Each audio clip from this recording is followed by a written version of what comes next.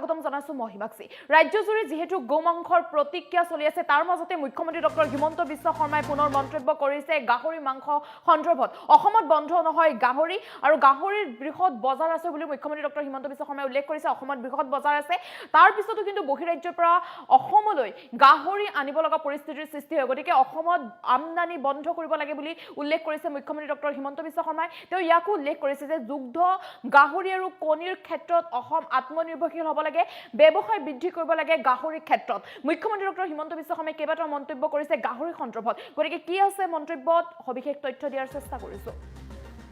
অসমত আছে গাহৰিৰ ডাঙৰ বজাৰ। অসমত গাহৰিৰ ডাঙৰ বজাৰ আছে বুলি মুখ্যমন্ত্ৰী ডক্টৰ হিমন্ত বিশ্ব শৰ্মাই মন্তব্য কৰিছে। ৰাজ্যজুৰি গোমাংসৰ প্ৰতিক্ৰিয়া চলি থকাৰ মাজতে মুখ্যমন্ত্ৰী ডক্টৰ হিমন্ত বিশ্ব শৰ্মাই পুনৰ মুখ খুলিছে গাহৰি মাংসৰ সন্দৰ্ভত। ৰাজস্থান হাৰিয়ানাৰ পৰা গাহৰি আহে অসমলৈ। ডাঙৰ বজাৰ থকাৰ পিছতো অসমলৈ আমদানি কৰা হয় বহিৰাজ্যৰ পৰা। অসমৰ গাহৰিয়ে চাহিদা পূৰণ কৰিব নোৱাৰে।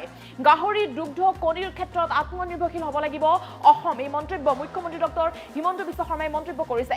অন্য ৰাজ্যৰ পৰা আমদানি বন্ধ হ'ব লাগিব, গাহৰিৰ আমদানি বন্ধ হ'ব লাগিব অন্য ৰাজ্যৰ পৰা, এয়া মুখ্যমন্ত্ৰীগৰাকীয়ে মন্তব্য কৰিছে। গাহৰিক লৈ অসম চৰকাৰে গ্ৰহণ কৰিব নতুন আঁচনি। পুনৰ নতুন আঁচনি আহি আছে গাহৰিক লৈ। মুখ্যমন্ত্ৰীয়ে উল্লেখ কৰিছে যে নতুন আঁচনি আহি আছে গাহৰিক লৈ। বিশেষ মাংসক লৈ বিতৰ্কৰ মাজতে মুখ্যমন্ত্ৰী ডক্টৰ হিমন্ত বিশ্ব শৰ্মাই এই কথা ঘোষণা কৰিছে। যিহেতু ৰাজ্যজুৰি এতিয়া গোমাংসৰ প্ৰতিক্ৰিয়া চলি আছে, বিতৰ্ক চলি আছে গোমাংসৰ সন্দৰ্ভত, আৰু গোমাংসক লৈ প্ৰতিক্ৰিয়া চলি থকাৰ মাজতে পুনৰ গাহৰি লৈ মুখ্যমন্ত্ৰী ডক্টৰ হিমন্ত বিশ্ব শৰ্মাই মন্তব্য কৰিছে।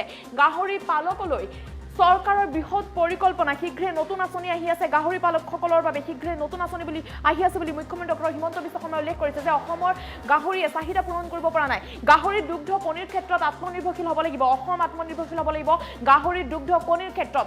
অন্য ৰাজ্যৰ পৰা আমদানি বন্ধ কৰিব লাগিব, গাহৰিৰ আমদানি অন্য ৰাজ্যৰ পৰা বন্ধ কৰিব লাগিব। যিহেতু অসমত ডাঙৰ বজাৰ আছে, ইয়াতকৈ অধিক ব্যৱসায় কৰিব লাগিব গাহৰিৰ ক্ষেত্ৰত, বা গাহৰিৰ বৃদ্ধি কৰিব লাগিব গাহৰিৰ ক্ষেত্ৰত, বা গাহৰিৰ পালকসকলক লৈ ডাঙৰ খবৰ আহি পৰিছে।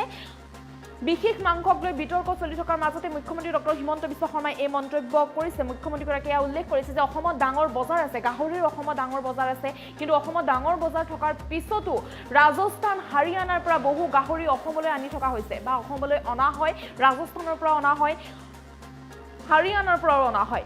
অসমৰ গাহৰিয়ে চাহিদা পূৰণ কৰিব নোৱাৰে। অসমত যিমান গাহৰি আছে বা যিমান ডাঙৰ বজাৰ থকাৰ পিছতো চাহিদা পূৰণ কৰিব পৰা নাই অসমৰ গাহৰিয়ে। গাহৰিৰ দুগ্ধ কণীৰ ক্ষেত্ৰত আত্মনিৰ্ভৰশীল অসম হ'ব লাগিব, আৰু শীঘ্ৰে নতুন আঁচনি আহি আছে গাহৰি পালকসকলৰ বাবে। ভাল খবৰ, শীঘ্ৰে নতুন আঁচনি আনি আছে। এই আঁচনিৰ সুবিধা ল'ব পাৰিব গাহৰি পালকসকলে। অন্য ৰাজ্যৰ পৰা আমদানি বন্ধ হ'ব লাগিব, গাহৰিৰ আমদানি বন্ধ হ'ব লাগিব, অসমতে উৎপাদন কৰিব লাগিব সেই গাহৰিক লৈ নতুন আঁচনি গ্ৰহণ কৰিব, নতুন আঁচনি গ্ৰহণ কৰিব, বা অসম চৰকাৰে নতুন আঁচনি আনি আছে গাহৰিক লৈ। মুখ্যমন্ত্ৰী ডক্টৰ হিমন্ত বিশ্ব শৰ্মাই মন্তব্য কৰিছে। বিশেষ মাংসক লৈ যিহেতু চাৰিওফালে এতিয়া প্ৰতিক্ৰিয়া চলি আছে, বিতৰ্ক চলি আছে গোমাংসৰ সন্দৰ্ভত, আৰু গোমাংসক লৈ প্ৰতিক্ৰিয়া চলি থকাৰ মাজতে মুখ্যমন্ত্ৰী ডক্টৰ হিমন্ত বিশ্ব শৰ্মাই উল্লেখ কৰিছে অসমত যিমান গাহৰি ডাঙৰ বজাৰ থকাৰ পিছতো যিহেতু ৰপ্তানি হৈ আছে বাহিৰৰ পৰা, বহিৰাজ্যৰ পৰা, ৰাজস্থান হাৰিয়ানাৰ পৰা গাহৰি অসমলৈ আনি থাকিব লগা পৰিস্থিতিৰ সৃষ্টি হৈছে। গতিকে ৰপ্তানি বন্ধ কৰিব লাগিব, বা আমদানি কৰি থকা হৈছে, আমদানি বন্ধ কৰিব লাগিব বুলি মুখ্যমন্ত্ৰী ডক্টৰ হিমন্ত বিশ্ব শৰ্মাই উল্লেখ কৰিছে। গাহৰিৰ দুগ্ধ কণীৰ ক্ষেত্ৰত আত্মনিৰ্ভৰশীল হ'ব লাগিব অসম, আৰু মুখ্যমন্ত্ৰীগৰাকীয়ে গাহৰিৰ সন্দৰ্ভত বা গাহৰি মাংস সন্দৰ্ভত কেইবাটাও মন্তব্য কৰিছে। মুখ্যমন্ত্ৰীগৰাকীৰ মন্তব্য আছে, মন্তব্য আগবঢ়াইছো। আমাৰ অসমত গাহৰিৰ এখন বহুত ডাঙৰ বজাৰ আছে। এতিয়াও ৰাজস্থান হাৰিয়ানাৰ পৰা বহুত গাহৰি অসমৰ বজাৰলৈ আহে।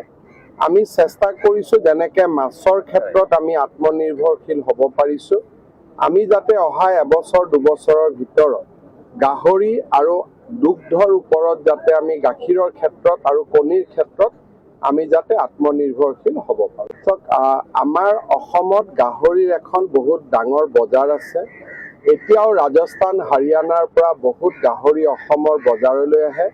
আমি চেষ্টা কৰিছোঁ যেনেকৈ মাছৰ ক্ষেত্ৰত আমি আত্মনিৰ্ভৰশীল হ'ব পাৰিছোঁ, আমি যাতে অহা এবছৰ দুবছৰৰ ভিতৰত গাহৰি আৰু দুগ্ধৰ ওপৰত যাতে আমি গাখীৰৰ ক্ষেত্ৰত আৰু কণীৰ ক্ষেত্ৰত আমি যাতে আত্মনিৰ্ভৰশীল হ'ব পাৰোঁ। আমাৰ অসমত গাহৰিৰ এখন বহুত ডাঙৰ বজাৰ আছে।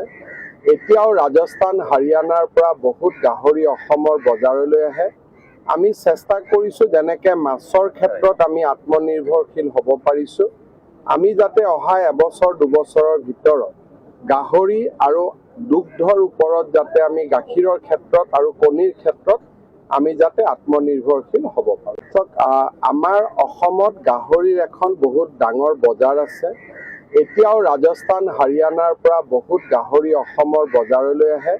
আমি চেষ্টা কৰিছোঁ যেনেকৈ মাছৰ ক্ষেত্ৰত আমি আত্মনিৰ্ভৰশীল হ'ব পাৰিছোঁ, আমি যাতে অহা এবছৰ দুবছৰৰ ভিতৰত গাহৰি আৰু দুগ্ধৰ ওপৰত যাতে আমি গাখীৰৰ ক্ষেত্ৰত আৰু কণীৰ ক্ষেত্ৰত আমি যাতে আত্মনিৰ্ভৰশীল হ'ব পাৰোঁ।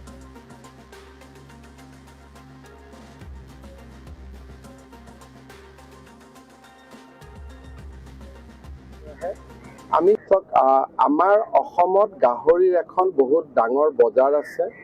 এতিয়াও ৰাজস্থান হাৰিয়ানাৰ পৰা বহুত গাহৰি অসমৰ বজাৰলৈ আহে। আমি চেষ্টা কৰিছোঁ যেনেকৈ মাছৰ ক্ষেত্ৰত আমি আত্মনিৰ্ভৰশীল হ'ব পাৰিছোঁ, আমি যাতে অহা এবছৰ দুবছৰৰ ভিতৰত গাহৰি আৰু দুগ্ধৰ ওপৰত যাতে আমি গাখীৰৰ ক্ষেত্ৰত আৰু কণীৰ ক্ষেত্ৰত আমি যাতে আত্মনিৰ্ভৰশীল হ'ব পাৰোঁ। আমাৰ অসমত গাহৰিৰ এখন বহুত ডাঙৰ বজাৰ আছে। এতিয়াও ৰাজস্থান হাৰিয়ানাৰ পৰা বহুত গাহৰি অসমৰ বজাৰলৈ আহে।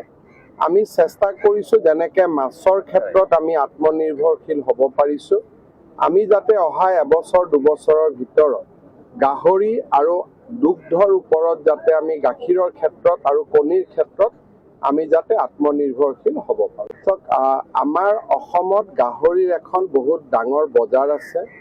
এতিয়াও ৰাজস্থান হাৰিয়ানাৰ পৰা বহুত গাহৰি অসমৰ বজাৰলৈ আহে।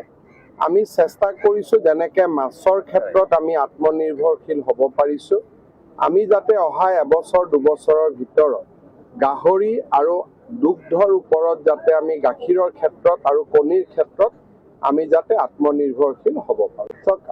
আমাৰ অসমত গাহৰিৰ এখন বহুত ডাঙৰ বজাৰ আছে। এতিয়াও ৰাজস্থান হাৰিয়ানাৰ পৰা বহুত গাহৰি অসমৰ বজাৰলৈ আহে। আমি চেষ্টা কৰিছোঁ যেনেকৈ মাছৰ ক্ষেত্ৰত আমি আত্মনিৰ্ভৰশীল হ'ব পাৰিছোঁ, আমি যাতে অহা এবছৰ দুবছৰৰ ভিতৰত গাহৰি আৰু দুগ্ধৰ ওপৰত যাতে আমি গাখীৰৰ ক্ষেত্ৰত আৰু কণীৰ ক্ষেত্ৰত আমি যাতে আত্মনিৰ্ভৰশীল হ'ব পাৰোঁ। আমাৰ অসমত গাহৰিৰ এখন বহুত ডাঙৰ বজাৰ আছে। এতিয়াও ৰাজস্থান হাৰিয়ানাৰ পৰা বহুত গাহৰি অসমৰ বজাৰলৈ আহে। আমি চেষ্টা কৰিছোঁ